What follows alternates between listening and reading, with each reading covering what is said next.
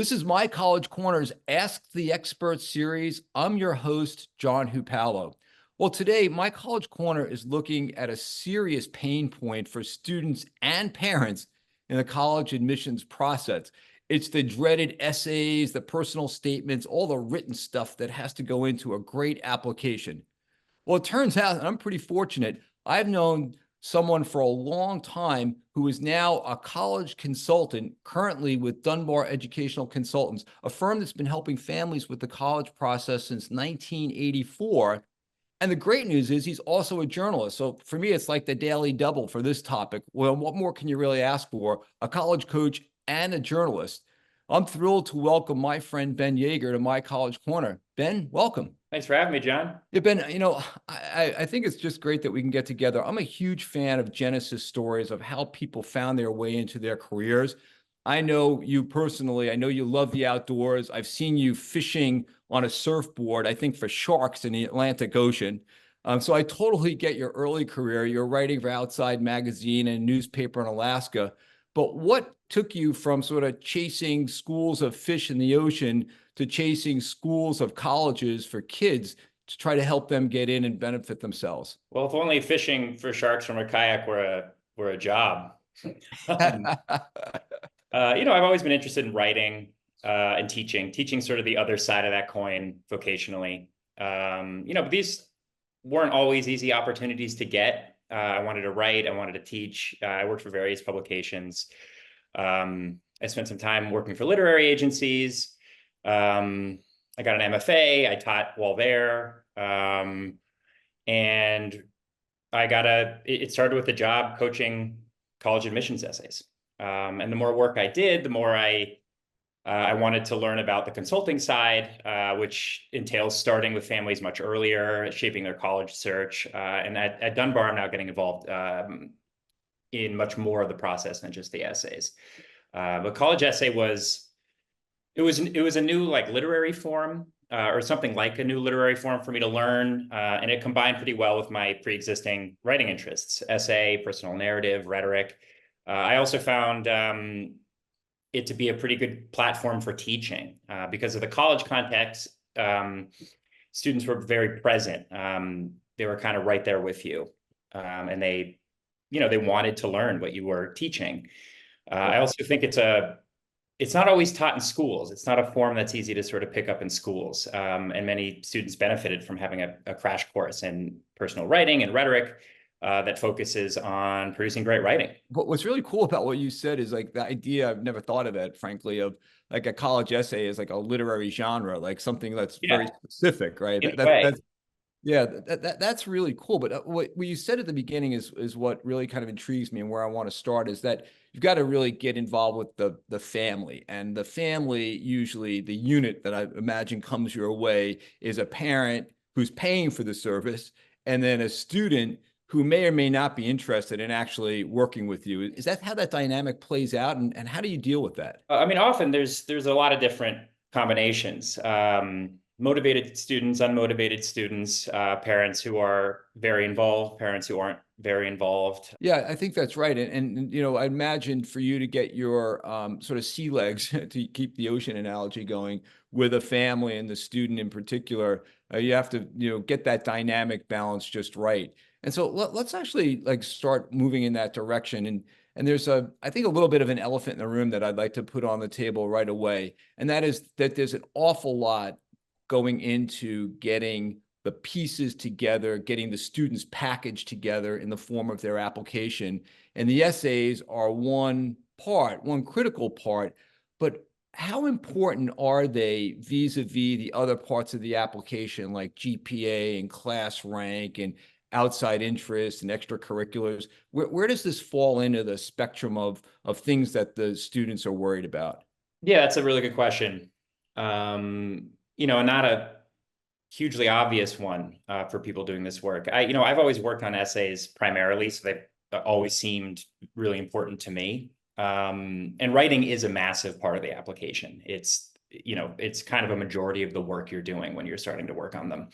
I think there's kind of a breakdown. I think some essays, maybe 20 to 30% of them, will actively harm a student. Maybe they're not clear. or the writing is not on the level that the student is academically, or they're saying something that's going to put somebody off, right? And even a really smart kid and a really qualified kid can write an essay like this that hurts their application. And there's a ton of conflicting information out there as far as like what goes into or what needs to go into essays, and conflicting resources. Other essays don't harm or help. They're in the sort of like great wash in the middle.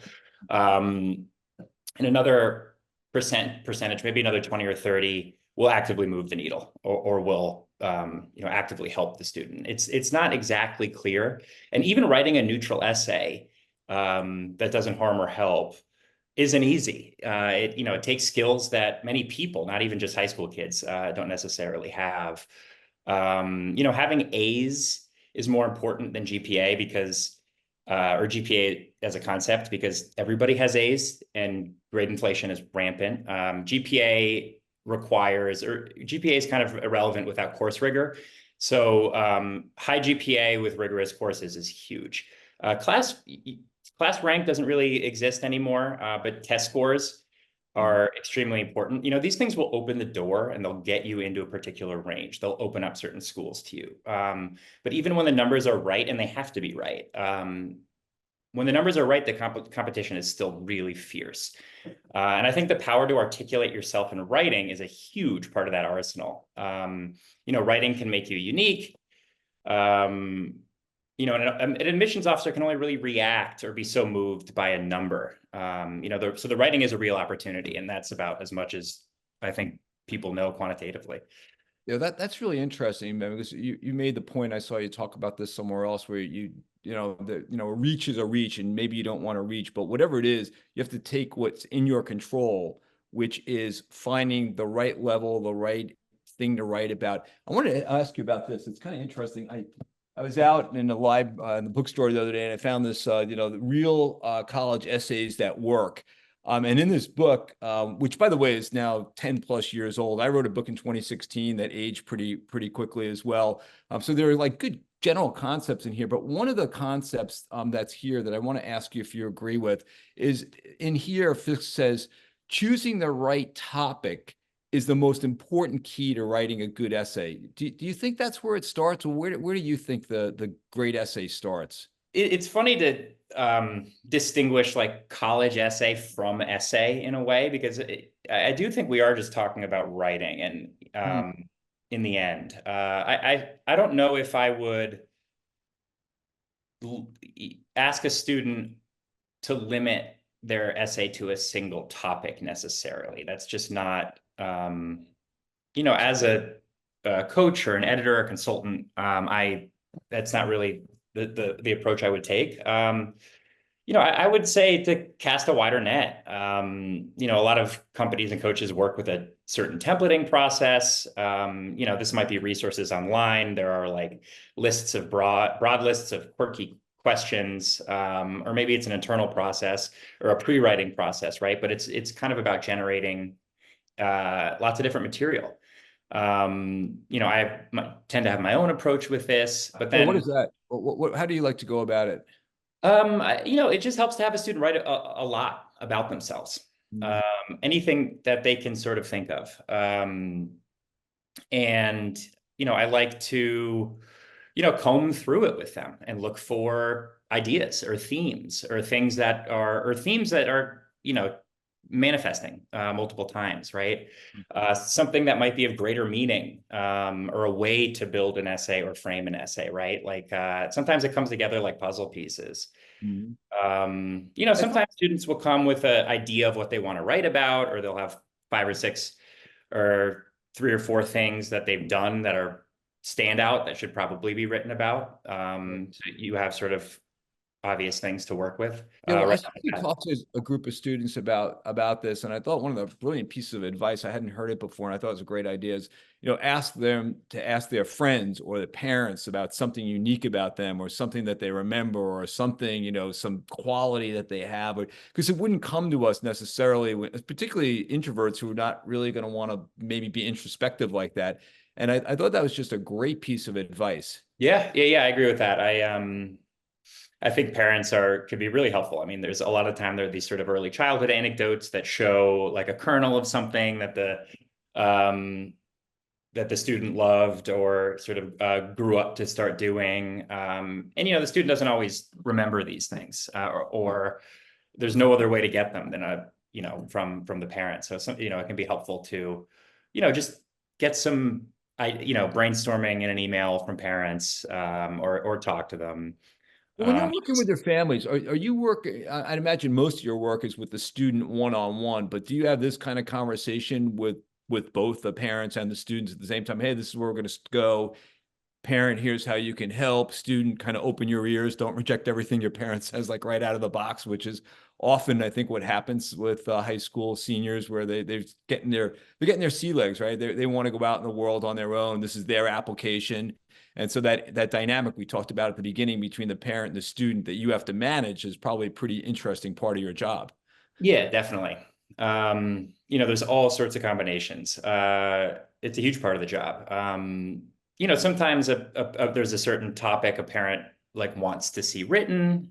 Sometimes it is something that should be written. It's an extraordinary story, or it shows something that a college would find competitive. Sometimes a student doesn't want to write about that. Sometimes there's various tension. Right. It's all about managing different expectations. Are there topics that are just like verboten, like the parent comes in and says, I wanted, and you're just like, this is not going to work, right? Are there areas that you just really want to stay away from? Is there like a template or some form that the colleges are looking for? Like, this is what they want and this is how you have to say it. There's sort of a crowdsourced list that's growing. Out there. There's a lot of stuff. There's like voluntourism, right? There's sort of mission trips. You don't want to talk about something that shows a lot of privilege, like a lot of international travel or sort of luxury stuff. You don't want to make a college worry about being in loco parentis. So you don't want to write about, certain kinds of mental and physical health issues. Climbing mountains, winning games, sports injuries, right? Other people's tragedies or cancers. An easy way to think about like a verboten topic is like, how common is it? How often is this story told? Like, how many essays like this are they reading? But you can always pull off an overly common topic if it's interesting, or if it's written well, right? That's just what good writing does. If you're defamiliarizing the familiar. I'm sorry to stop you, but you just said something that I think is really important. You said, the essays that they're reading. Are they actually reading these essays? Probably depends on the school. Mhm. I think if you're applying to a very small selective liberal arts school, I think definitely. I think it's a huge part. But I think if you're applying to a big Southern flagship, maybe not. And if you're already in a certain range and they've accepted you, based on numbers, maybe they don't need to. I think a lot of these processes are pretty black box. Yeah, So I think there's a little bit of hedging involved. so that's interesting. Is one of the things that I think about, and my daughters went through this process, and I write blogs, and so I'm never satisfied. Like I can always do like one more draft, and then you realize there's this huge diminishing return that you're coming up with. You spend a lot of time for no real gain. Like, how do you deal with that? How do you know when to tell a kid, just put your pencil down, you're where you need to be with this essay? I think a lot of time it's self-evident that the essay is just sort of working. You want to keep an eye on the student's fatigue level, how close you are to the deadline. I think other people and other readers are really important. In the past, I've told students, when we feel like we're pretty close to loop in their parents or a trusted English teacher, an odd number of people to get a consensus. No. It's kind of the logic. I do have one more thing to say about the verboten topic thing. In the vein of making something interesting or defamiliarizing the familiar, I think you can make a common topic interesting, but I think if there are verboten topics, I really think there's just more accurate is that there's verboten tones. Self-satisfaction, putting down other people, excessive negativity. Like these are kind of tones when you read, and I think that's more accurate or more forbidden than certain topics, right? Is certain tones, What about the weight. use of humor? Like, well, is there an appropriate use of humor in this? Well, what do you think about that? If you can be funny, by all means, it's Do extremely it. helpful. Just go do it. Yeah, it's also it's a huge component of voice, right? But it's really hard to pull off in writing, or pull off reliably in That's writing. what I was going to ask you. So, I might think I'm the funniest guy in the world and I write something and I'm laughing hysterically and then you read it and you're like, really? Right. So it is sort of a gamble. But there are people who build entire careers based off of this. It's not an easy thing to do, but an essay should orient you to a speaker, right? To an authentic voice. And that's this is often what the first few sentences do. As you start to see someone's point of view or hear someone's voice, right? If you can do that with humor, that's a huge boost. Yeah, that's great. Actually, that Fisk book that I put up before, that's what the whole book is about. They talk about, do this, and then this is a successful essay, and here's like why it was successful, and here's where this person got in. Right. Again, it comes down to really like how the students at this point in their lives have like 1,000 things coming at them at the same time, and it really, I think, comes down to how much time can you get them to focus on this essay to get it to the point we talked about before, where we say, okay, for this school, this essay is as good as it's going to be. Let's just go do it. Right. That's a huge issue. It's also tricky. The way I see it is it's like a fine art. It's an art form. It's rhetoric. It's something that's been taught for a really long time. And a student or any adult has either picked it up or hasn't. So you have to build in or start to teach, or at least convey the sort of rules, right? Like ways to put a structure together, ways to have a voice sound good, right? There are and there aren't. You asked me something about formulas, but it's more about like rules. Rules to a certain form, that it can be difficult to do well without any sort of prior experience. And it can be a tough thing to teach really quickly.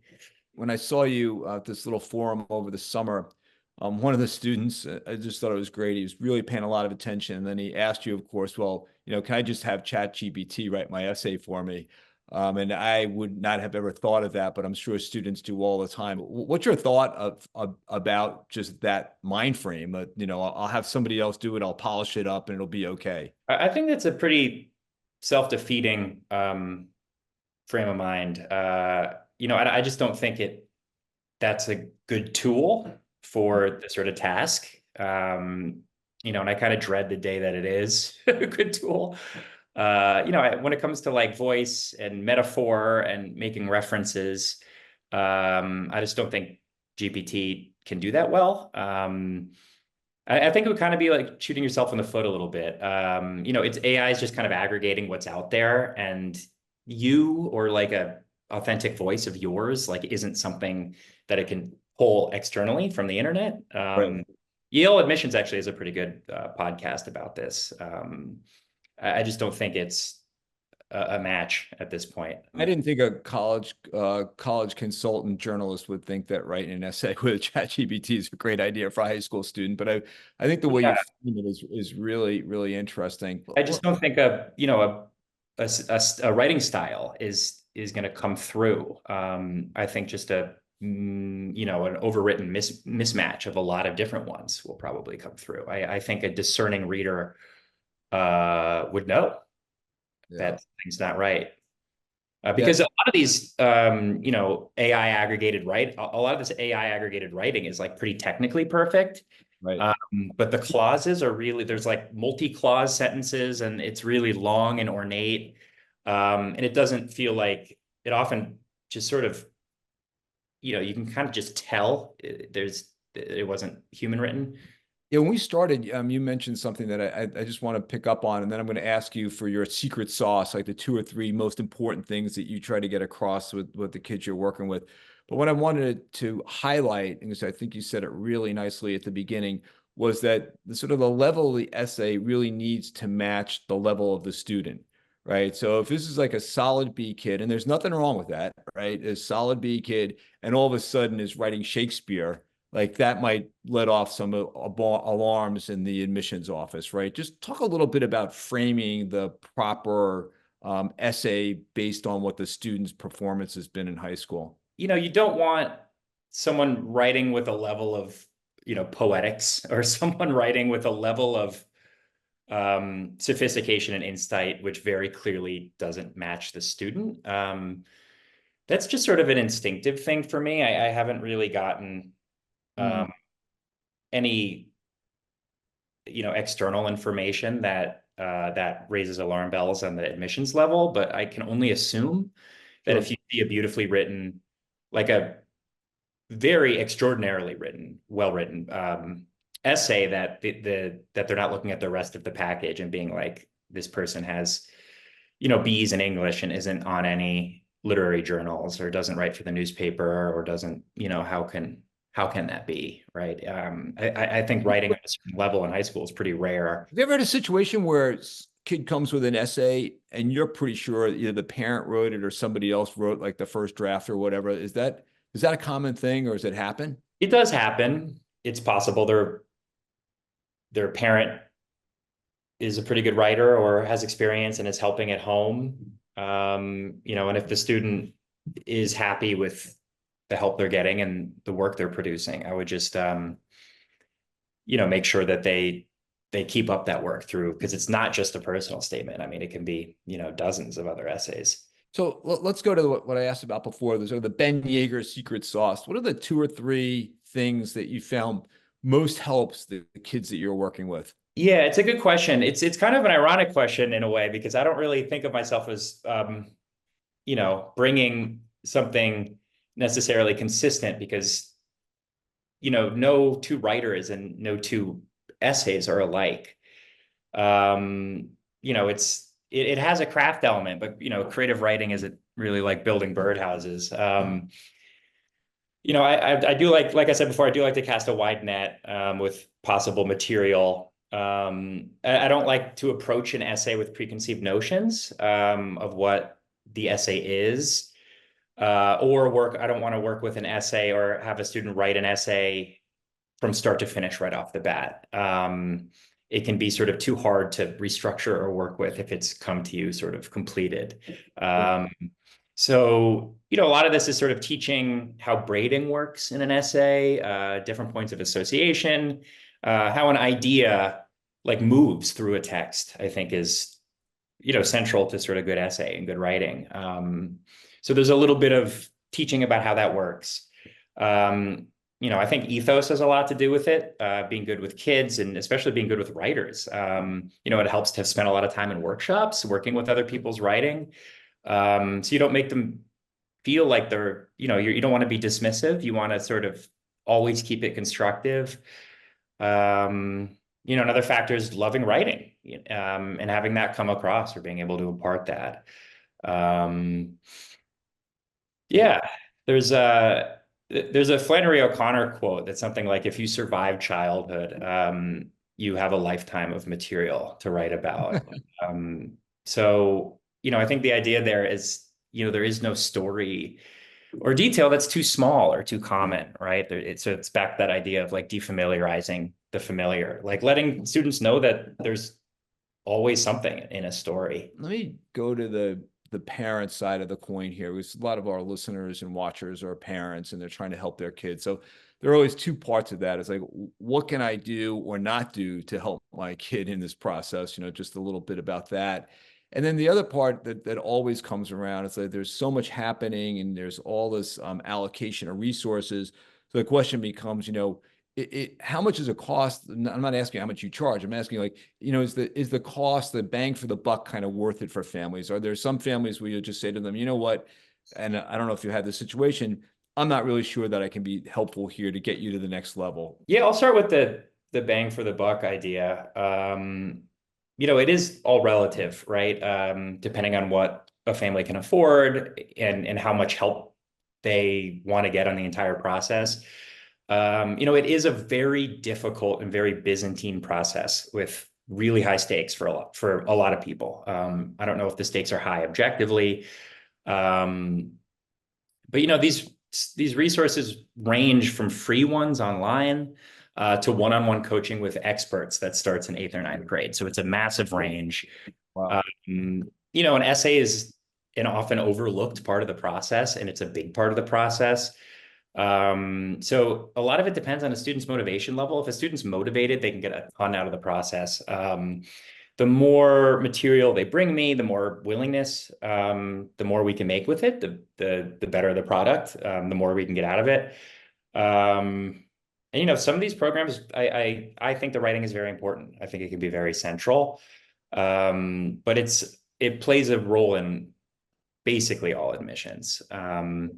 So I think the deeper the students and the parents are capable of going, the more material we'll have, the more themes and ideas and moments to use. So, depending on what a family can afford and what their expectations are, I think they can get a lot out of it. Yeah, I would think so too. And again, your expertise of keeping them focused, them meaning the parent and the student focused in the proper way and getting to the end zone as quickly as they can with a great essay is got to warm your heart, and then you can move on to other things that you're working with them.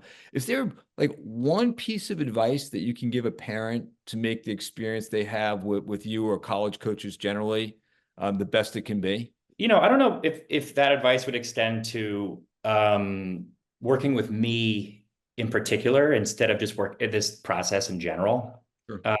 15 or 20 years ago, I don't know if all this help and all this process, I don't know if it were necessary, but today this process is very complicated. It's competitive and overgrown, and there's an overwhelming amount of nuances between schools. It's a lot of writing, it's a lot of bureaucracy. It's more of a particular kind of writing that most people, let alone college students, don't have experience with. How to write meaningfully about yourself is really difficult. And it's a difficult thing to ask a student to do. And there are things that are happening in the culture that are reflected in the prompts in what the schools are asking students, like trends they want to see acknowledged, whether students are change makers.